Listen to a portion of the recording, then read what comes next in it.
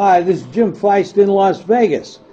Last week I nailed my NFL blowout game of the year on the Steelers, a 24-9 winner. This Sunday I have my NFL mismatch game of the month. It's $25 at Vegas Sportsmasters, but you can get it for $5 for that's a hard word to say, fan-friendly special by calling 888-777-4155 and use the code words Feist Game of the Month. Now stay tuned as Dave Cokin and I break down the NFL Sunday card on Proline. All right, some close calls last week in the NFL. You had the Giants, 6.5-point favorites. They beat the Bears 22-16. Missed an extra point late. In fact, I think they missed 2 in the game, so that really hurt as far as the spread's concerned. Panthers, with 3.5-point favorites, dominating the second straight week this has happened with them. Yeah. Dominating the game and can't close it out. They did manage to get the win, but not the cover against the Saints. And of course, the most amazing thing last weekend was was it 12 missed extra points? Unbelievable. 12. And, you know, when they kick field goals from the same distance, Yeah. they do great. Yeah, I know, it's weird. But it's totally, I can't figure it out. I don't think anybody else can figure it out either.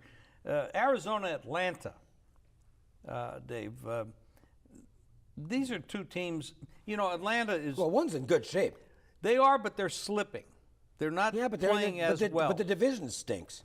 Well, that's you know, they've got a nice lead over That Tampa. really helps them. Tampa's won a couple, but they're not really a threat. The Saints, I don't think the Saints are a threat because they just, you know, there's just too many holes there. And Carolina, you keep on thinking, well, Carolina's going to put it together, and then they go out and play great first halves, and second half they look like a Pop Warner team. Losing Luke Kuechly is a big loss. I mean, huge. That young man is a tremendous player. But Arizona is a mess right now. They're 4-5-1, and this team has some. You could have made a good argument on a poll question. They're even more disappointing than Green Bay because they look beaten right now. So I guess the Packers do too. The coach, I don't think he's going to be able to coach much longer. I mean, The health issues. It's just, you know, you're not supposed to die on the job, and I'm not. I know that sounds grotesque, but it's really getting scary with Arians. Okay, he's got physical issues, and it's a stress job. It's not your especially at the way he goes manic on the sidelines. Yeah. Carson Palmer. How did he survive last week? 23 hits. He's just getting crushed, and he's not mobile, and he's had an injury history. You almost think, boy, something's going to happen to Palmer. The defense has missed Honey Badger. I mean, they're 4-5-1, and they're almost lucky to be 4-5-1. They're a bad-looking football team right now, and I just have a tough time making a case for them against Atlanta. It's one of those games that looks trappy to me because it really does look easy to take Atlanta at this point. But boy, I mean, the Falcons just appear to be in lots better shape. The Falcons have the offensive power, a little bit more mobility at quarterback, a little bit more rest, and Palmer's coming off getting totally beat up last week. I think he was hit 23 times in that game, which is absolutely an abomination. The other thing is, the weird thing is this: the stats are still good. If you just look at the overall stats, Arizona's like, why is this team losing? They are a good team. A lot of people picked them to win the West here, the NFC West. Look at this stuff here. Number 9, John Creighton puts this together for us. Number 9 in yards, number 11 passing, number 13 rush, 18 points.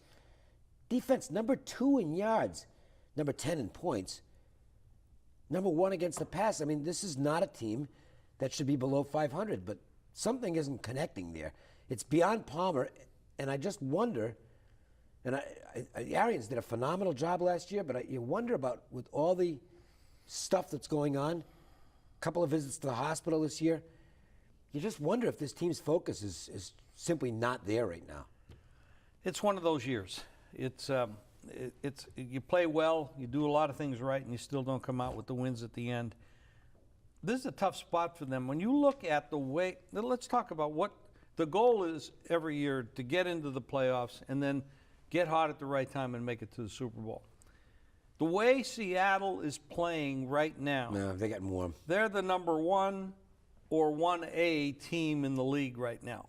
As far as, who is it? Dallas, New England, Dallas, or Seattle? yeah. They're in that group. Yeah. So unless something really bad happens to Seattle, Arizona's not going to make the playoffs. No. They can't. This record, they're 4-5-1. They're not going to get in as a wild No, card. I think the wild cards are coming out of the East. Yeah, they are. Oh, the NFC Both of East is unbelievable. Great division. Yes. And nobody expected that. That they're that No, could all be thought, that good. It's really funny because I thought going in, and it said so, I said this could be the most competitive division in the NFL. And it is. And it is, but it's also the best, which I didn't envision. I didn't think the Cowboys were going to be anything close to this. I thought the Redskins were a little fluky last year, which turned out not to be the case. The Giants might get better, but I didn't know how good they were. And the Eagles, kind of in a rebuild mode. Not a bad rebuild With a mode. rookie quarterback, nobody expected them to be competitive. And they played a decent game even against this Seattle division's last week. fun. It's a terrific division. It is. I think, like you said, 3 teams are going to come out of that division. Yeah, so do I. The winner of the NFC East and the 2 wild cards will probably come out of that division, leaving one very sad team on the outside looking in. But Arizona's not going to make the Falcons.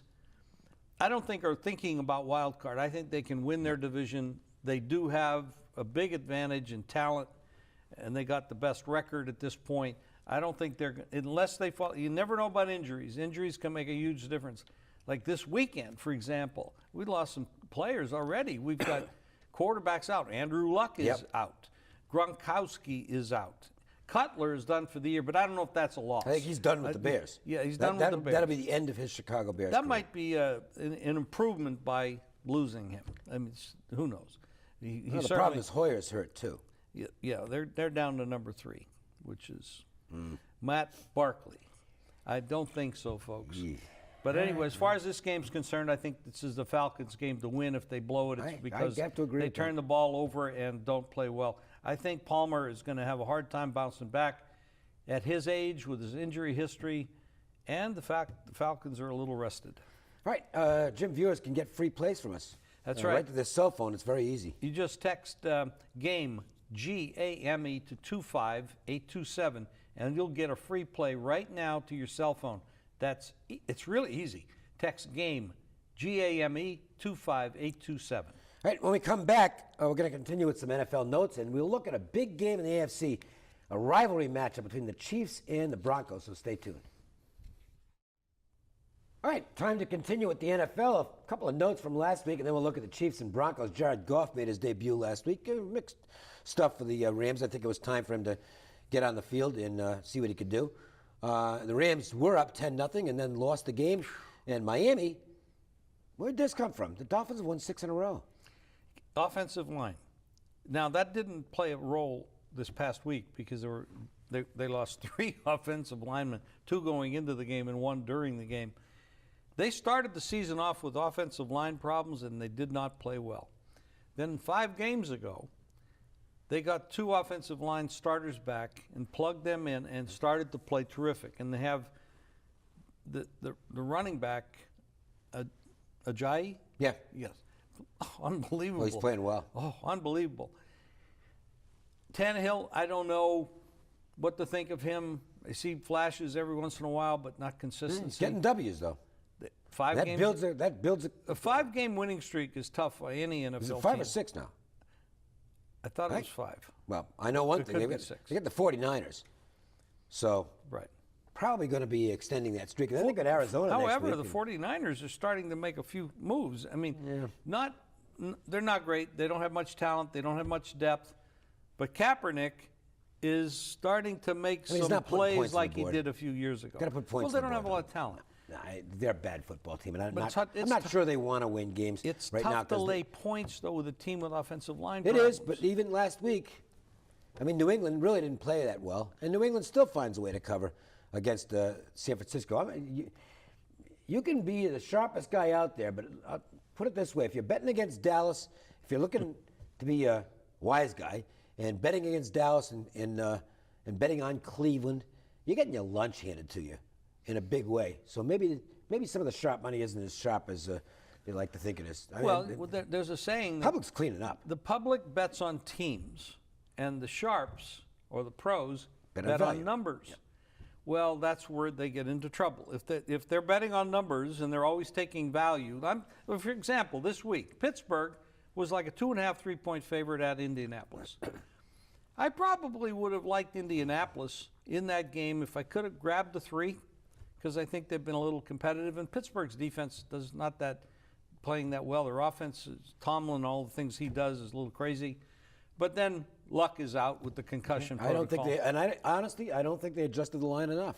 It's up to 10. Well, but it got bet up to 10. Yeah. They adjusted it to like 7.5. I know, and then they go, go, wait a minute, it's got to be at least a full touchdown from Luck to Tolzien. Yeah, that's true. That's about as big a gap between quarterbacks as you ever want. But anyway, you will see the pros come in and grab those 10s. Yep, well, good luck to them. They're the number players. It won't be me. The difference between players that bet teams and players that bet numbers. Right now, players that bet teams are doing better than players that bet numbers this year. Way better. Way better. All right, Chiefs and Broncos. Look, obviously it's a big game. Kansas City's still 17-3 in their last 20 games. They had the upset loss last week at home to Tampa. That was a big surprise. But I think they got caught looking ahead and paid for it. The Broncos also weren't particularly sharp last weekend, so they might have been looking ahead. This is a big game between two teams that don't like each other. And I think what you're going to get is a late November defensive slugfest on the football field at Mile High. It's definitely a game that I don't look for a lot of points to be scored for sure. We do have to check the weather because they are playing in Denver, and anything can happen in Denver. You want to see weather change, wait 15 minutes. It changes there because they're playing high, Mile High Stadium, 5,000 feet. Things change quickly. The question here comes down to Trevor Siemian against Alex Smith. Alex Smith has been a game manager for years. However, this guy wins. He rarely makes mistakes. However, last week he made mistakes. Yeah, he did. Stuff that you never see this guy do. And I think he'll bounce back with a very big effort here because of that. I mean, because that's who he is. And he's consistently been that way for his whole career. He's not exciting. He doesn't push the ball down the field the way he probably should, at least on occasion. Trevor Siemian, first-year guy, 12 touchdowns, 7 interceptions. Serviceable. That's a bad ratio, though, when you've got a good team. But that's all he is serviceable. He's a game manager. I think Siemian is ideally, he's a starter on a bad team and a good backup on a good team. That's why I think Denver is a perfect place for Tony Romo to end up. That's interesting. Yeah. They spent a lot of money on Paxton Lynch, but he's not ready. No, not ready this year, but we'll see what happens next year. All right, anyway, a couple of notes on this game very quickly for those who like trends. The Broncos have been very good after a bye, particularly at home, 6-1-1 against the spread. Unders have been prevalent when they're coming off a bye head-to-head. The road team's covered 5 in a row. In this series, the under has been, it's only gone over twice in the last 11 meetings. And the under at Denver, 3-0-2. 2 games landed on the number. So we'll see how it plays out. It should be a fun game, and I think you'll get tons of intensity in this matchup. It's going to be fun to watch. It is. It may not be exciting to watch because you may not see a lot of points. Well, that to me, but it's all exciting to me is a 20 to 17 type of football game. The other night they played a game in Mexico. And even though the game was crazy and there was some bad calls, I mean, that goes on. And the laser stuff was an issue too. I mean, I don't know. We can do an hour on NFL officiating. Yes. But you guys feel the same way we do, so what's the point? Fix the league. Fix it, league. Okay, anyway, if you want to get free plays every day and a recorded message from our team of Vegas analysts and experts, the number to call is 888-478-9222. Follow me on Twitter, Facebook, and Instagram at Jim Feist Sports. And feel free to send me a direct message with any questions about the Las Vegas wagering scene. And thanks for joining us. We will see you next week with another edition of Proline.